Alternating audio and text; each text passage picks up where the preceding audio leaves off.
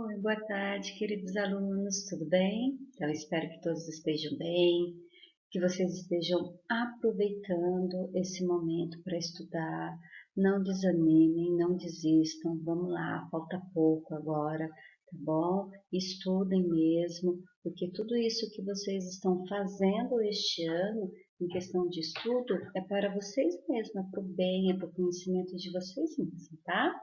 Então, hoje nós vamos encerrar essa unidade 2 do, do nosso conteúdo de história. Então, nós estamos vendo em história quando o Brasil era de Portugal. Então, vimos assim, vou dar uma passada bem rápida, né? Então, vimos um pouquinho sobre o Império Marítimo Português, tá? Então, como que os portugueses chegaram no Brasil.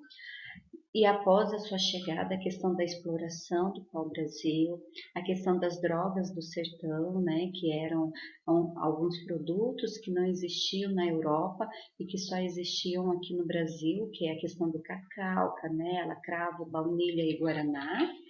Nós vimos também sobre as capitanias hereditárias, tá bom? Então, aquela divisão que foi feita, né, que foi dado algumas terras para algumas pessoas que eram chamados de donatários, porque os portugueses eles não estavam conseguindo é, recursos para explorar essa terra e tudo mais, então ele fez a questão das capitanias hereditárias para que cuidassem das terras. Depois, como as capitanias hereditárias não deu certo, veio o governo geral, tá bom? Então, é uma nova forma de governar, de garantir que essas terras, no caso o Brasil, ainda pertencesse aos portugueses. Depois nós entramos um pouco sobre a questão da sociedade colonial, daí iniciou a questão da escravidão, da caça aos negros, da escravidão dos africanos, da escravidão dos indígenas, tá bom? A produção da cana-de-açúcar. E hoje, dando continuidade a esse período, né, a essa sociedade colonial, nós vamos falar um pouco sobre a mulher no período colonial. Então, como será que era a mulher nesse período? Então, a partir de 1550, começaram a chegar à colônia portuguesa na América as mulheres europeias. Então, as mulheres europeias começaram a chegar. Eram órfãos, educadas em associações portuguesas, que deveriam casar-se com os colonos, ter filhos e educá-los de acordo com a sua religião. Então, aqui, essas mulheres que chegaram da Europa, elas tinham, então, podemos pensar assim, essa função: casar, ter filhos, tá? E educar esses filhos conforme a sua religião, tá? Que naquela época a predominância da religião era a religião católica. Então, essa era a função da mulher. E essas mulheres que vieram da Europa eram mulheres órfãs, porém eram educadas, elas receberam uma educação, tá? No período colonial, a mulher era vista como propriedade do homem. A ela cabiam basicamente os afazeres domésticos e o cuidado com os filhos. As mulheres que tinham oportunidade de aprender prestavam serviços de interesse dos homens, como lidar com o comércio e ensinar os filhos dos senhores. Então, ou seja, primeiramente, a mulher pertencia ao homem naquela época, o homem mandava, tá? Então, a função da mulher era o quê? Cuidar dos afazeres domésticos e cuidar dos filhos, tá? Aquelas que ainda tinham a oportunidade de estudar, de aprender algum outro tipo de serviço, tá? E que esse serviço era de interesse dos homens, tá? Elas trabalhavam o quê? No comércio e também como professoras, tá? Então, ensinar os filhos dos senhores, tá? Então, mulheres negras escravizadas ou povas, que eram aquelas que eram livres, assumiam outras funções. Eram comum no cotidiano das vilas e cidades coloniais a presença de mulheres no pequeno comércio, como vendeiras, quituteiras e vendedoras ambulantes. A forte presença feminina no comércio de alimentos refletia a influência de duas tradições, a africana e a portuguesa. Lá como aqui, cabia às mulheres a tarefa de comercializar e distribuir produtos essenciais no cotidiano da população, como doces, frutas, hortaliças, queijos e outros. Então, tinha essa divisão entre mulheres negras, escravizadas e forras, que assumiam outras funções também, tá? Então, o que? O que elas faziam? Então, elas trabalhavam, né, no pequeno comércio, como vendeiras, né, vendedoras, podemos pensar assim, quituteiras, que eram aquelas que faziam os doces, as comidas deliciosas para vender, e vendedores ambulantes, aquelas que saíam na rua vendendo, tá? Então, essa presença feminina, ela refletia bastante na questão do comércio, tá? Então, principalmente quando a gente pensa na tradição africana e portuguesa, então elas trouxeram esse ar diferente, essa tradição diferente, então através disso uma alimentação diferente, então isso valorizou o comércio. Então, lá como aqui, cabia às mulheres a tarefa de comercializar. Então, elas tinham a função, tanto lá em Portugal quanto na África, elas tinham essa função, tá bom? A de comercializar e distribuir produtos essenciais, tá? Então, como doces, frutas, hortaliças, queijos e outros. Então, essa era outra característica e função das mulheres no período colonial, tá? Então, aqui vocês têm uma imagem, né? Então, aqui tem essa imagem das mulheres trabalhando no comércio, tá bom? Então, aqui, essa imagem é Café Torrado, de Jean-Baptiste Debré, de 1834 a 1839, tá bom? Então, o que ele retrata? O comércio de alimentos comandado pelas mulheres, conhecidas como negras do tabuleiro.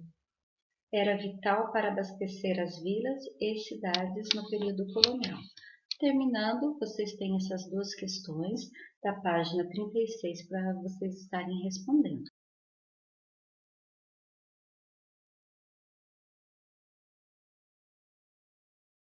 Aqui na página 37, nós vamos falar um pouquinho sobre uma sociedade de escravizados, homens livres e senhores. Então, a gente vai falar um pouco sobre essa questão da divisão, tá? Vamos lá. O conflito entre os interesses dos indígenas e dos colonos europeus que passaram a ocupar o território foi uma das marcas da colonização do Brasil. No período colonial, a expansão das plantações levou à expulsão dos indígenas de suas terras. Os indígenas, assim como os africanos trazidos para a América, passaram a ser utilizados como mão de obra escrava. Então, esse conflito de interesses, né, entre os indígenas e os colonos europeus foi a grande marca da colonização no Brasil. Porém, né, nesse período colonial, o que aconteceu? Iniciou-se a expansão, né, uma expansão de plantações, uma expansão territorial também. E a partir de então, os indígenas, que eram mais fracos que os colonos, eles passaram a ser escravizados. E assim como essa mão de obra não foi suficiente, né, essa mão de obra escrava, os portugueses começaram a trazer para o Brasil a mão de obra africana também escravizada, tá? Então, essa sociedade brasileira estava dividida entre escravizados, homens livres e senhores de terra. Os escravizados, que eram, né, podemos pensar, que eram os indígenas e os africanos, tá? Eram considerados instrumentos de trabalho. Além de ser considerados instrumentos de trabalho, eles eram também vendidos ou trocados como mercadorias. Muito triste pensarmos atualmente que vivemos uma realidade como essa, tá?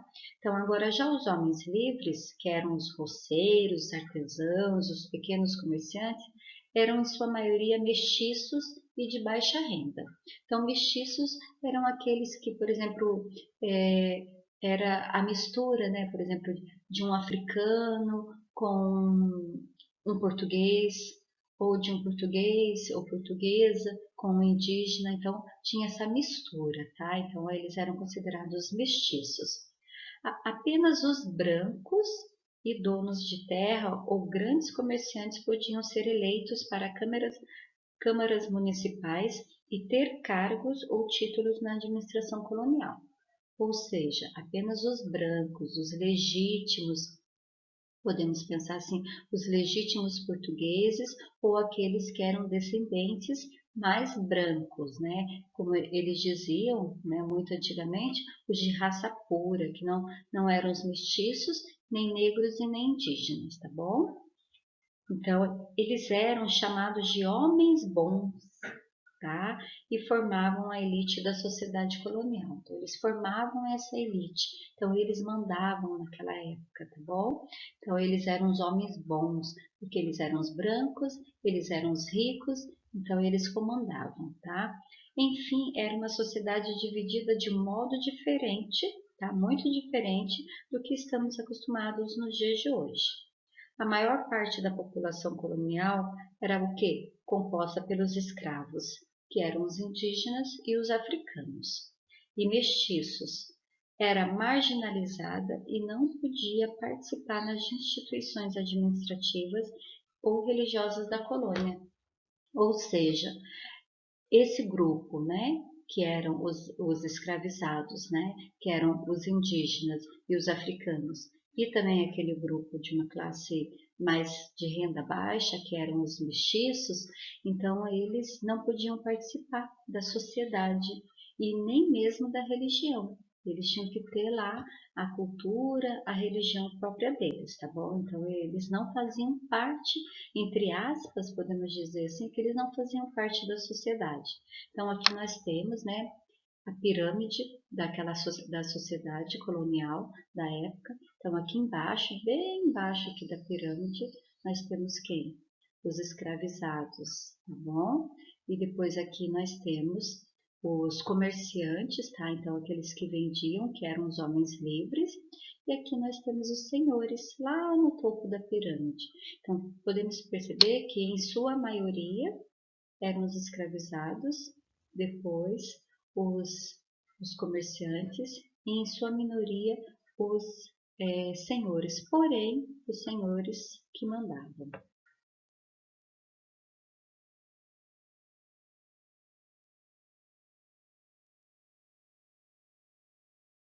Aqui nessa página, então, na página 38, vocês têm o quê? As questões para estar respondendo. Não esqueçam de ler novamente, tá bom? Todo o conteúdo para vocês estarem podendo responder, tá bom? Então, aqui, ó, observe a pirâmide, que é aquela pirâmide que eu acabei de mostrar, tá bom? Então, vocês vão responder: quem está no topo? E quem compõe a maior parcela da sociedade? Quem prestou atenção, eu acabei de responder, né? Aqui, observando essa figura, vocês vão responder. Quem participa efetivamente da cerimônia representada nessa pintura? Os indígenas participam da cerimônia? Sim ou não? Como eles se encontram na pintura? Como que eles estão? Onde eles estão? Quem poderia se candidatar a cargos na Câmara Municipal no período colonial?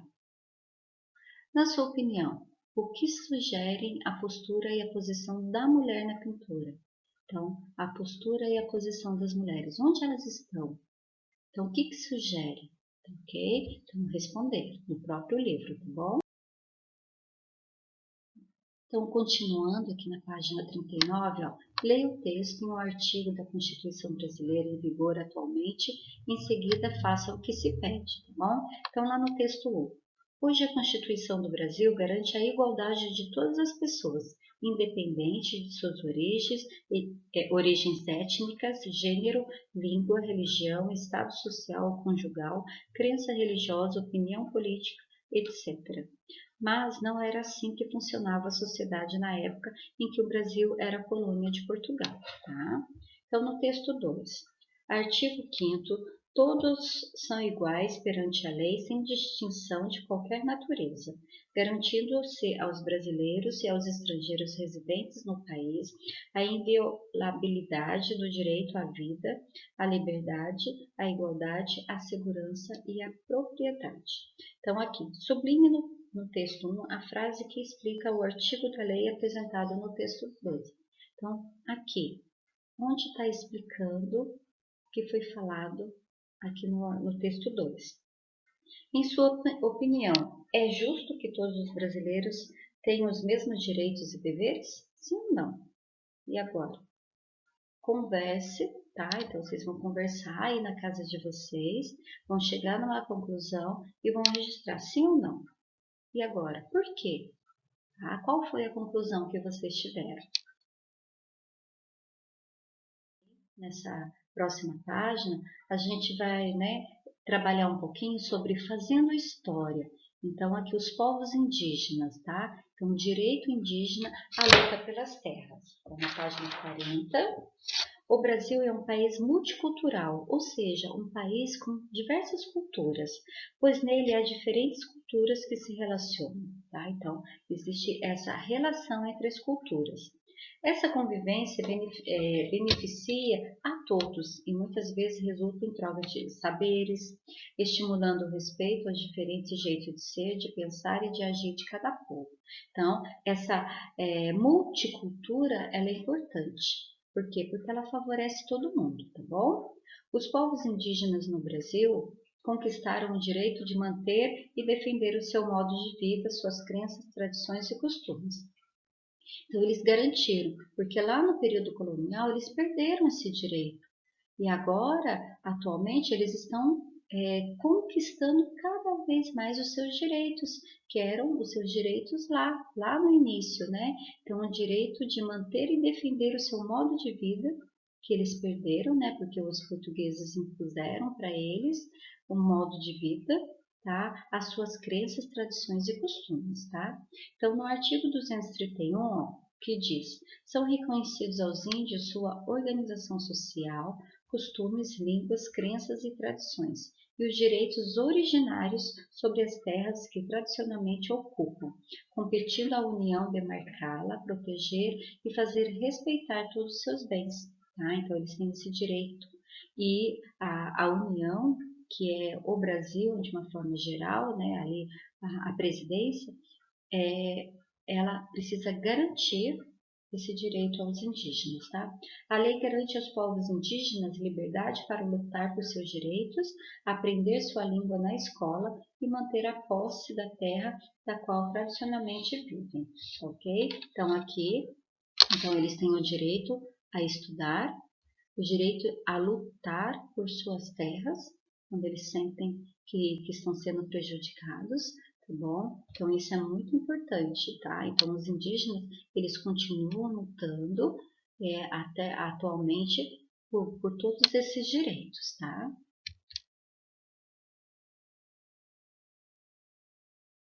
Agora na página 41, vocês vão responder as questões referente a tudo isso que foi falado um pouquinho sobre as conquistas e direitos dos povos indígenas. Só ressalto aqui a questão 3, que é para vocês fazerem uma pesquisa sobre as terras indígenas aqui na nossa região, aqui do Vale do Paraíba, tá? Então vocês vão. Essa questão não é para vocês responderem do jeito que está aqui no livro, tá bom? Por quê? Porque é uma atividade que vocês têm lá no Google Forms para vocês estarem respondendo, tá? Então lá eu mudei essa pesquisa, então não deixem de fazer, vocês vão responder, vão preparar um cartaz, vão fotografar, mandar a imagem desse cartaz lá no Google Forms e vocês vão mandar também lá no mural do Padlet, tá bom? Então não esqueçam de estar mandando lá também, tá? Encerrando, tá? Então nessa última página vocês vão responder essas questões também, que abrange toda a unidade que nós estamos trabalhando, tá bom? Então, vocês vão ter que ler toda a unidade, retomar todo o assunto para vocês poderem estarem respondendo. Então, por hoje é só, encerramos então essa unidade. Então, na próxima aula vamos iniciar uma unidade nova, ou seja, antes de iniciar, vamos fazer as correções dessas atividades e depois iniciar uma unidade nova, tá bom?